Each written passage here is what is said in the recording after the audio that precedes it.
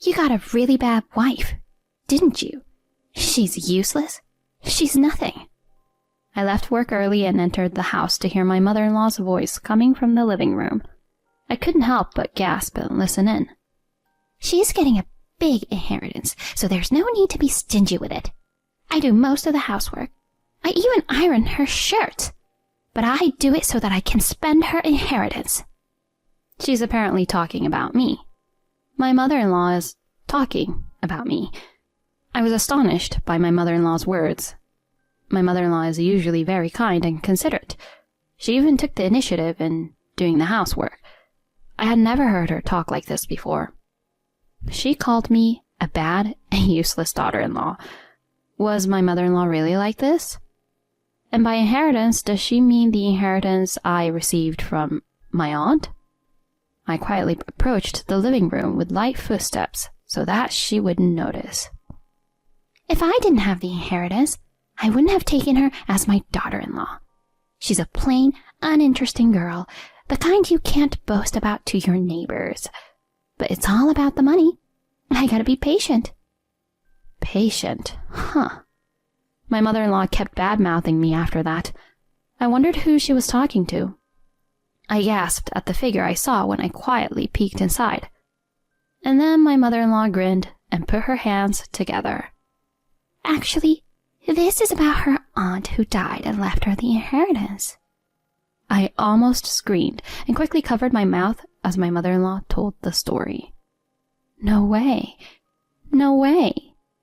My name is Sally, a 28-year-old housewife. I met my husband David at a blind date that one of my co-workers invited me to, and we hit it off and started dating. My parents died in an accident when I was very young, and my aunt Nikki, my father's sister, took me in and raised me. My aunt was divorced when she was young, but she was a successful businesswoman. She raised me strictly, kindly, lovingly, and carefully. She also helped me to get through college. With my first salary as a working adult, I treated my aunt to dinner as a token of my gratitude. Then, my aunt was diagnosed with cancer. By the time we found out, it had already metastasized and there was nothing we could do. She was given a short life expectancy. My aunt must have somehow understood the situation. The company was left in the hands of someone she trusted, and no major problems occurred. The last year my aunt passed away. Many people attended the funeral, including my aunt's subordinates at her company and her legal advisor. Sally, are you all right? Get some rest. David, thank you. I was so exhausted and depressed after losing my only family member. But David supported me. David was my boyfriend at the time. He has supported me ever since. David is really kind. I want to live with him forever. After that, he proposed to me, and I decided to marry him. When I went to his house to greet his parents, my mother-in-law welcomed me warmly. I would be very happy if you would come to be his bride, she said happily and hospitably. I had met my mother-in-law several times, and she had visited me at my house as well. But we had never talked about my family. So, I took this opportunity to tell her about my parents, that they have passed away. I also confided in her that my aunt who raised me also passed away last year. My mother-in-law did not give me a sour look, but rather embraced me with tears in her eyes and told me how hard it must have been for me. I was relieved to hear that my mother-in-law was so kind. So, I'd like to talk to you about something. My mother is divorced and has been living alone since I started working. But last month she fell and hurt her leg. I was worried when I thought she was getting to be too old. If it's okay with you, could my mom come live with us after we get married? I had a moment of hesitation at his proposal. I wanted to enjoy our newlywed life together, just the two of us. And I wondered if I would be able to handle living with my in-laws. I'll take care of the housework. You can keep doing your job. Then I can support both of you while you're working. I was grateful for the offer because I wanted to continue working. Besides, My mother-in-law is a very kind and gentle person. I was sure we would get along well. With that in mind, I agreed to move in with her. And so, the three of us began to live together. My husband and I are both busy with our jobs, but my mother-in-law takes care of the housework without a hint of disapproval. She does the cleaning and laundry during the day and cooks dinner for us, for which I am very grateful. We had been living like this for a while, but recently I began to feel that the house was too small for us. We began to talk about the possibility of moving to a bigger house in the future. However, every time we discussed the house, my husband and mother-in-law began to demand luxury. We want a house with a lot of rooms for when you have children in the future. And the living room has to be spacious. So, thinking about my mother's old age, I would prefer a house that's accessible for her, so she won't get hurt again. Then the house would have to be spacious as well. We also want a pantry, a kitchen counter, and so on. My mother-in-law and husband were excited and made suggestions about the house. It's going to be more expensive than we thought. I have the inheritance from my aunt, so we'll be able to cover some of it, but... As I was pondering this, my mother-in-law sounded troubled. There have been an increasing number of violent incidents lately, haven't there? I'm scared because I'm alone during the day. Isn't this area safe and secure? My mother-in-law showed me a map of an upscale residential area. This looks like a difficult place to live in, isn't it? I tried to be modest in my opinion, but was rebuffed. I'd feel sorry for your future children because they wouldn't be able to go out and play if they were born in an unsafe area. You have to work late some days, too, so I want a safe place. I am just thinking for your sake. My husband agreed with her. My husband was sympathetic. I want to protect my family. Let's move to a place where we can feel a little safer. And so, halfway through the process, we were moving to purchase a very upscale home. Then one day, I was sick in the morning with a cold. Still, I had some work to do, so I went to work. But after lunch, my fever started to rise, and I began to feel lightheaded, so I decided to leave work early. When I arrived home and opened the front door, I heard my mother-in-law's voice coming from the living room. You got a really bad wife, didn't you?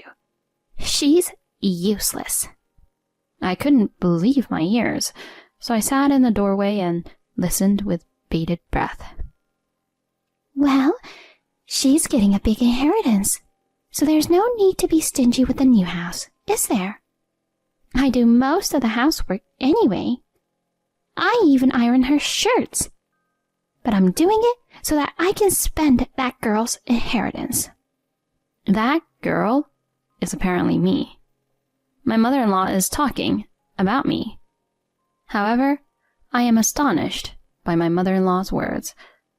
My mother-in-law is usually very kind and considerate.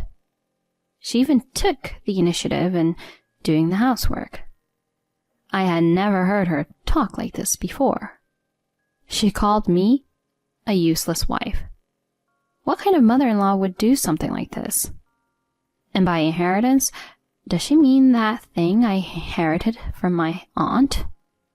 I quietly approached the living room, hiding my presence. If I couldn't have the inheritance, I wouldn't have taken her in as my daughter-in-law. She's a plain, uninteresting girl that I wouldn't be proud to show off to the neighbors. But it's all for the money, so I have to put up with it. Put up with it, huh? My mother-in-law kept bad-mouthing me after that. Who was she talking to? I quietly peeked inside and gasped at the person I saw. It was my husband, talking to my mother-in-law. It's all right, Mom. Her aunt had a lot of money. I'll make her buy a house in an upscale neighborhood using her inheritance. Then after a while, we'll get rid of her." My husband grinned. It seemed that he'd planned to seduce me and force me to give them my inheritance. I had no idea that even my husband was thinking such a terrible thing. My mother-in-law grinned and put her hands together. Actually, this is about the aunt who left her the inheritance. Her name is Nikki, and she was actually a classmate of mine. I almost let out a scream of surprise and quickly put my hands over my mouth. I was shocked because I had no idea that my mother-in-law and aunt had a connection. According to my mother-in-law, my aunt was a hard-working type, and my mother-in-law was the it girl in school.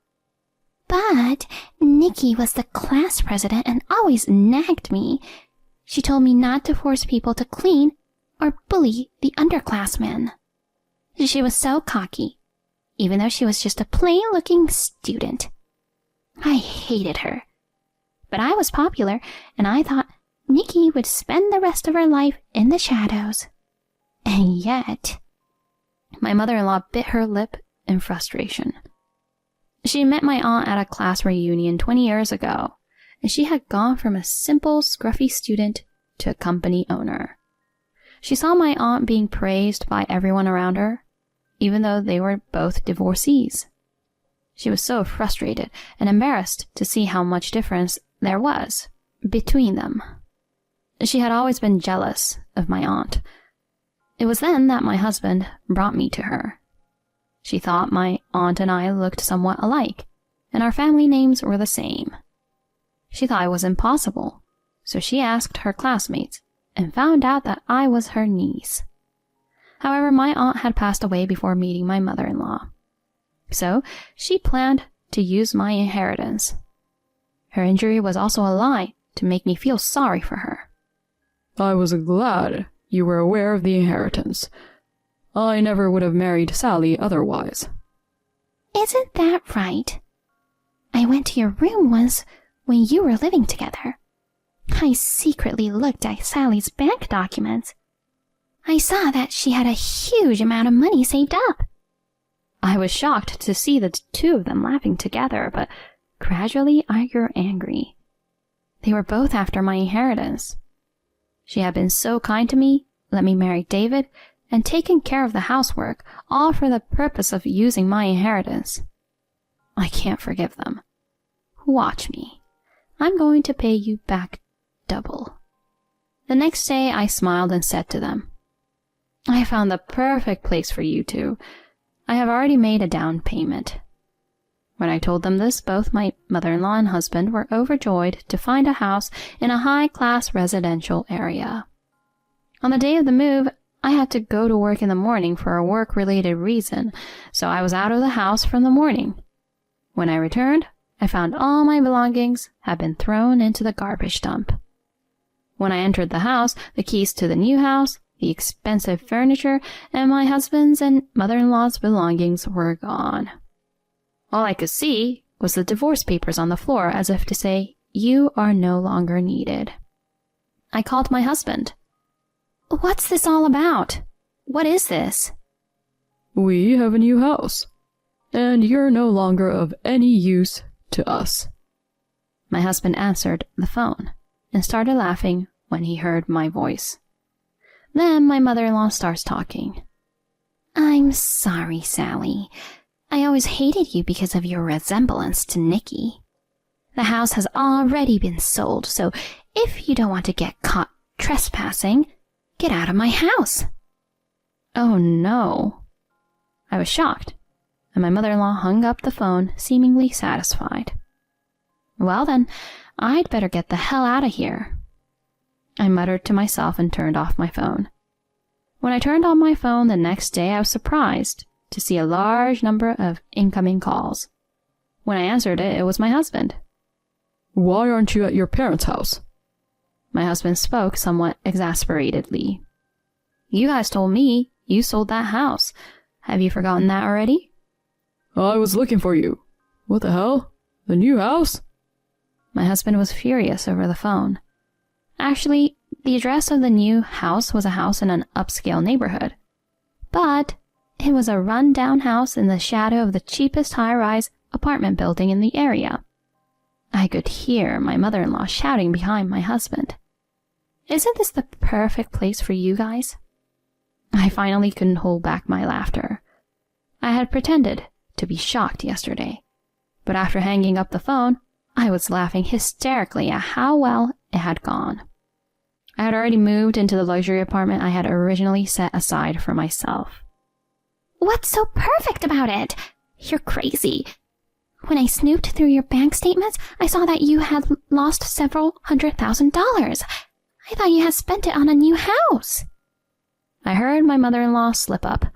Unfortunately, the hundreds of thousands of dollars I lost was not to buy a house in an upscale neighborhood. It was used to buy a luxury condo for me to live in. In other words, I'm getting a little bit of a kick out of it. Oh, and by the way, I own the house, so the rent is paid by me, the owner. Well, that is, if David's salary can pay it. As I said this, my mother-in-law asked my husband what I meant. My husband is actually paid less than I am. Further investigation revealed that my mother-in-law's ex-husband, who had divorced her, was paying her a hefty amount of child support, and she and my husband were splurging the money. As expected, the child support stopped when he reached adulthood, but neither my mother-in-law nor my husband seemed to have gotten out of that habit, even after he entered the workforce. My husband had borrowed money before we got married. They seemed to be laughing high among their friends that he had caught a wife with a high income. I heard my mother-in-law yelling at my husband, but I asked her, "Can you speak for others too, mother-in-law? Your divorce was caused by your affair, wasn't it? I heard that you had run away with your lover after you got pregnant with David." When I told her this, my husband was absolutely mortified. My mother-in-law was making excuses in a loud voice, as if she was in a hurry. The two of them were on the phone saying, "Come over here right now and I'll beat you to a pulp." But when I told them that the divorce proceedings were already completed, they went even more crazy. The neighbors seemed to have called the police because of their bizarre state, and I thought I heard the siren of a police car. I could hear the two being taken away by the police over the phone. They were eventually released that day, but my ex-husband's income was not enough to pay the rent and debts, so they had to leave the house. My ex-husband and ex-mother-in-law are apparently living in a small, cheap apartment in an unsafe city. By the way, when I sold the shabby house, I sold it for a better price than I expected because it was going to be used as a parking lot. After that, my ex-husband, who did not know my current address, sent a letter to my company. The contents of the letter stated that since we were a married couple, I was obligated to hand over half of my property if we were to get a divorce. It also said that I was obligated to repay any debts owed to my husband. I wondered what this person was saying. Oh well, let's leave it to the lawyers. I decided to leave this matter to the lawyer who was the general counsel of my aunt's company. According to the lawyer who went to see them, my ex-mother-in-law turned pale as soon as she saw the lawyer. In fact, the lawyer was a former student who had been harassed by my ex-mother-in-law. He had been a good partner of my aunt as her legal advisor. My ex-mother-in-law didn't seem to know that much about him. "If you keep hanging around Sally any longer, I'm going to crush you both to the ground." The lawyer intimidated them in a low voice and laughed. "The wife is not obligated to repay any debts incurred before the marriage. Furthermore, David is not entitled to her inheritance, since she inherited it before the marriage." He told my ex-husband that.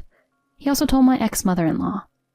"Nikki is a person who built up her assets through her own efforts, unlike you. You cheated on your husband, so don't think you're on the same level as her." When he said this, my ex-mother-in-law just looked down with a blue face, unable to say anything back. After that, my husband got into debt again and went around trying to get money, but it seems that even his friends gave up on him. Finally, when he followed a colleague at work to borrow money, he was reported to the appropriate department. He was eventually forced to resign. He is now living with my ex-mother-in-law in a very poor state. They have been having fierce parent-child fights every day, and the police are often called by neighbors. But they have no choice but to live together because they don't have money. Even if they sold the things they had bought with their own money, their debts did not decrease. They couldn't give up on my inheritance and came to my office. Of course, they were taken away by the police. I was grateful that my lawyer then worked to get a restraining order against them. I became interested in making more money after selling the land, and I actively studied. Apparently, I had a good sense of what I was doing, so I got a license as a financial planner and learned about investments. Since I started my new job as a financial planner, I am enjoying my job, and I think I don't need to get married for a while.